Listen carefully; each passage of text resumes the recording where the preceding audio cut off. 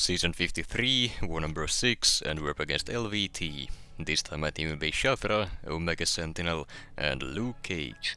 I will be taking Path 5 in Section 1, Path 1 in Section 2, then a Storm Pyramid X, Serpent, Mathing, Sauron and Maestro miniboss, and finally that Enchantress boss there using Luke Cage. So, as I said, last time I took it, I probably won't be taking it again, but we hadn't had too much success with our other usual option to the Enchantress boss, so we figured I might as well give it a go now that Luke Cage is not banned for this war. Now starting off here we have a Nick Fury on the Ebb and Flow knockdown right back at it nodes, and I am taking the fight with Shathra. Now, you don't really need any specific counters for this matchup. It is essentially just a Nick Fury on the Ebb and Flow node, so a slightly more tanky version, but that's about it.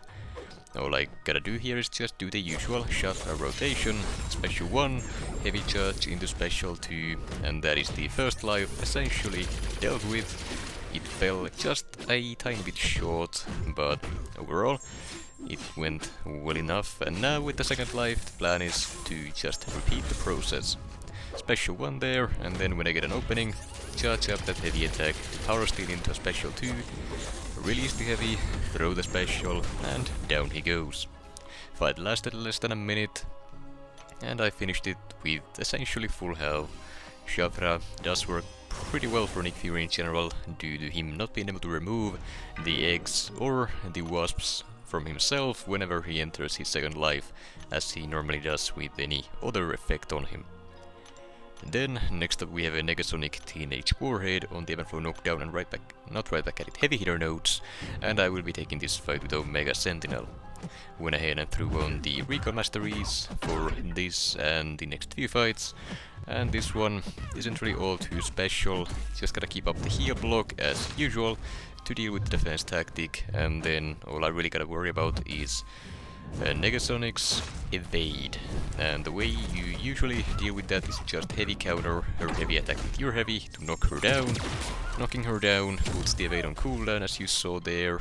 The timer is gone, or I guess the icon is gone and the timer is there, and just keep an eye on it, and whenever it is getting close to replenishing, just knock her down again. And on this specific node, due to the heavy hitter node, you can't really heavy counter her heavy, so you gotta get those knockdowns other ways, either by getting heavies through the striker opening or just using special attacks. Once again, I did get a bit lucky there that she never evaded any of those basic attacks before I got my special 2, because I did not get there in time to safely get around the evade. But even then, if she would have evaded me and stunned me because of it, Omega Sentinel's auto block is still there as a safety net. While it still can't parry Negasonic due to her having all non-contact attacks, it would still auto block and save you, I believe. Anyways, I don't think I've had the opportunity to test it out, at least in war, yet. But maybe one of these wars, we'll see. Hopefully not though. Then we have a Werewolf by Night on the Never Back Down node, and I'm taking this fight with Luke Cage. Did not bother removing the recall masteries for this. Luke Cage is bleed immune, and if I happen to take some recall damage, it's not a big deal. I'll just use a potion and move on with my life. So far, this Werewolf here is, well, at this point he's dead. There's nothing he really could have done there. A single special 2 with Luke Cage completely shuts down the abilities from Mystic Champions, provided you had enough of the exhaustion debuffs before dropping the special 2, so that he inflicts 2 of the concussions instead of only 1. Then, next up we have a Wong on the Buffet over Time node, along with our Overload, and I'm taking this one with Luke Cage as well. Game plan is the same: get to a special 2, shut down all the abilities on the defender, and then just close it out by hitting them. Luke Cage is a very simple champion to play, as you can see. You don't really have to do anything special, just plenty of light attacks for the exhaustion debuffs, special 2 to shut down abilities, and that's about it. There are a few more things in his kit that you can utilize in different matchups, but generally speaking, this is all you really gotta do, and it works great. very simple and very powerful as well.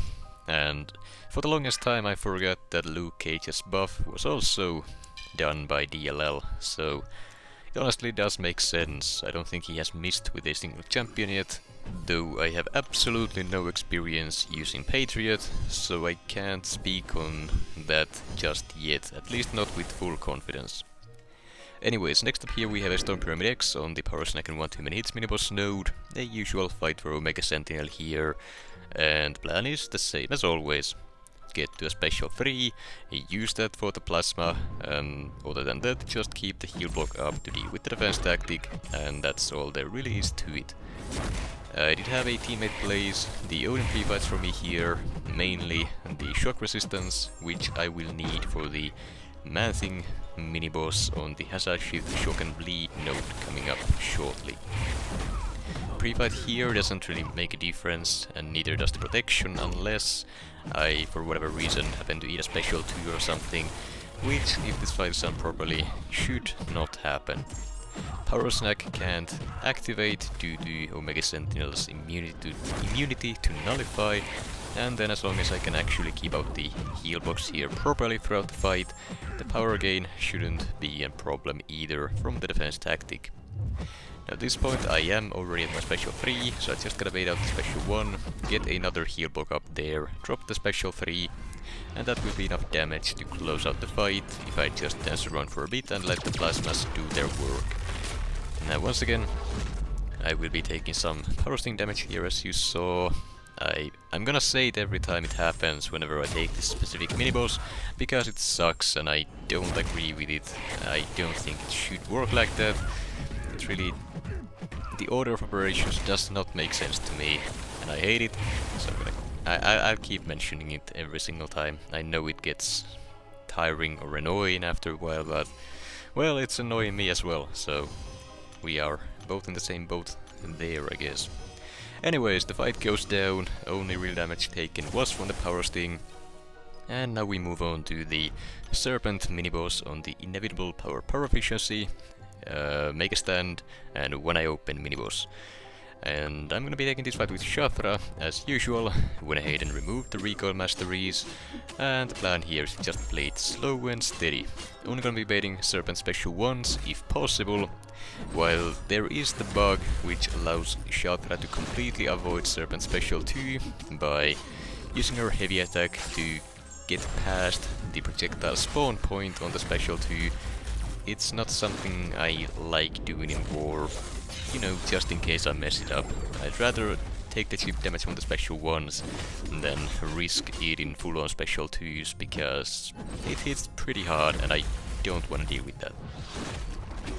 On top of that also, purposefully utilizing bugs in Alliance War, I'm not a big fan of, but, well, who am I kidding? I have done that many times in the past, and I will probably continue to do so. After all, I do report them before I start, well, utilizing them, so at that point it is up to Kabam to fix them, and, well, until then, I guess. Anyways, so far the fight has gone decently well.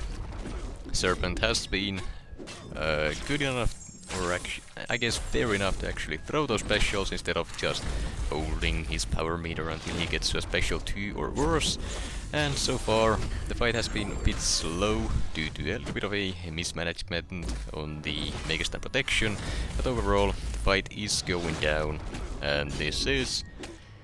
was this the last fight for Shathra? No, it wasn't, so I will have to heal her up here. It's not an issue, I was planning on that anyways. I knew I wouldn't do this fight with a full health, but so long as I don't make any stupid mistakes here, like eating a full special 1 or anything like that, the rest should be simple enough. Now here, talking about Serpent being nice, he went ahead and just danced around long enough for me to drop the atrophy, so I had to drop another special 1 here to make sure I have that up when Serpent enters his death immunity phase.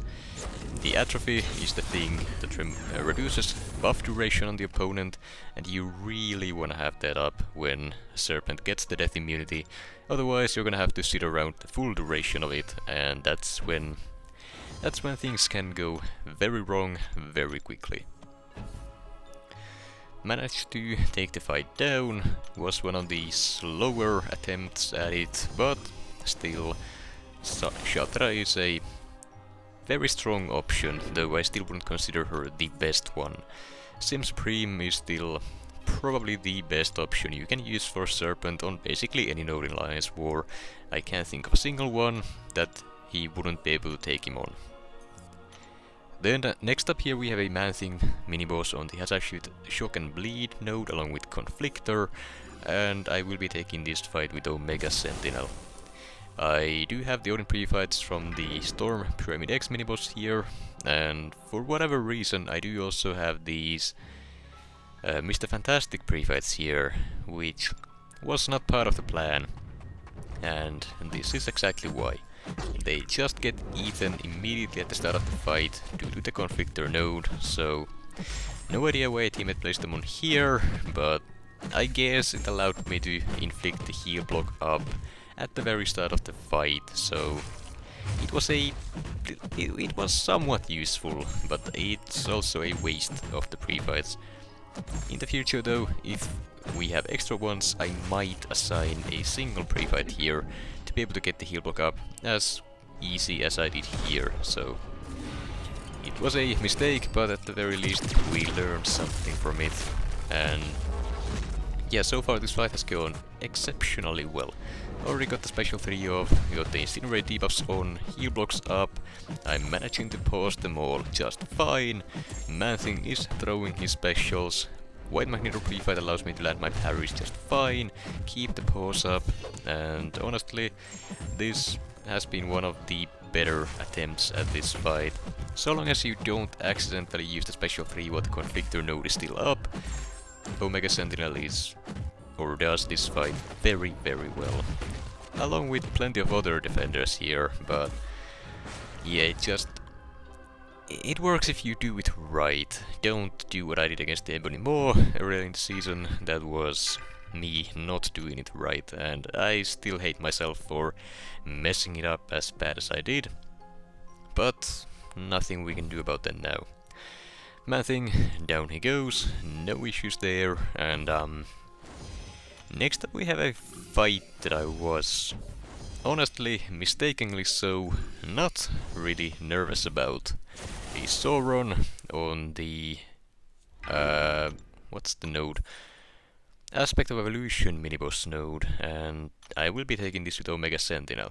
Now, I say I wasn't nervous, but I really should have been.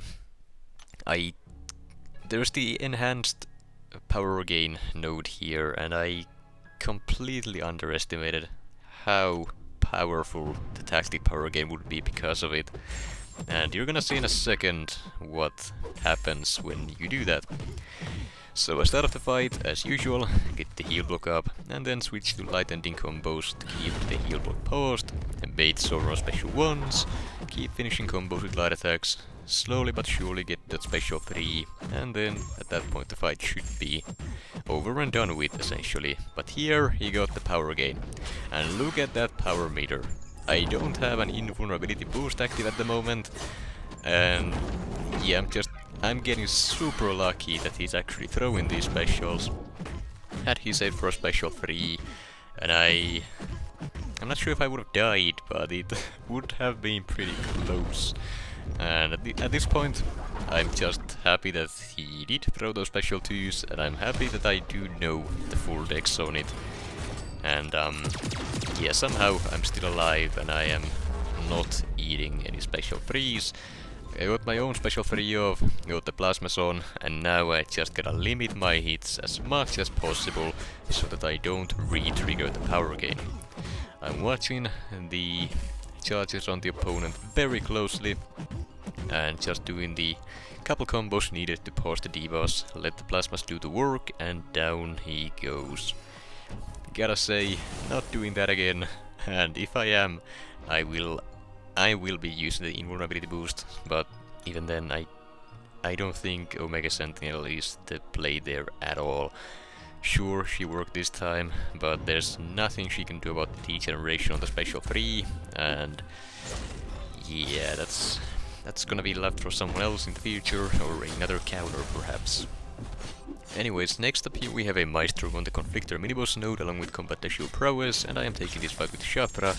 Went ahead and took away the recon masteries so that I have my MD build active, so that I get more power steal with my heavy attack, and all the buffs that expire on the opponent will give me some power gain from Mystic Dispersion as well. So the atrophy is up, which is one of the only abilities in the game that was kind of built to counter Maestro in his kit. And as you can see, the glancing as well as any other buffs he gets from his personal kit, they fall off a lot faster than they normally would, and his charge gain I believe is also limited if he has an atrophy on him. Then on top of that, well, no glancing due to the buff expiring, and then the damage is there also. There's nothing Maestro can do to shut down or even reduce the damage that Shathra deals with those wasps during her specials, making her one of the stronger counters to Maestro both in BGs and Alliance War. The fight went down before I could really explain anything further, but the game plan is to just do the normal Shathra rotation, bait Maestro special once, and that's about it. Now here we have the final part of the war, an Enchantress boss that I will be taking with Luke Cage. Went ahead and threw on the recon masteries to make this fight as fast as possible. I don't want to be here any longer than I have to. And then I also have the Mr. Fantastic pre-fights, allowing me to gain a huge attack boost from having all those unique debuffs up. The Mr. Fantastic pre-fights alone give Luke Cage a 135% attack increase, and it's very noticeable, so I am doing my best to keep those up throughout the fight. I go ahead and throw another special 2 here, which does some great damage, as well as the first one. Enchantress here is down to below 50% when I'm eating the first special 3. Now with the concussions up, this special 3 doesn't even do anything. The damage itself is, well, shut down by the invulnerability boost, as well as the indestructible from Luke Cage's sick ability. And then all the concussions, they prevent the charm debuff, as well as any power steal on the special 3. That allows you to keep your power following afterwards, so you can keep on trying to continue cycling the special 2s. One more, crit on the final hit, almost 80,000. And down she goes in under a minute and a half. Now, in comparison to the last time I took the fight, I gotta say this one went very well, and having the recon masteries on was definitely the play, and I will probably continue to take Enchantress bosses whenever Luke Cage is not banned at the very least. As for the results, we actually did end up winning this war 4-2. Which was very nice to see. We played pretty well. LVT had a little bit of a rougher war this time around, which was a little bit surprising, but all in all, we take those, and I'm definitely not complaining. Gotta say, we are not very consistent, so being able to pull a war like this every once in a while feels very nice.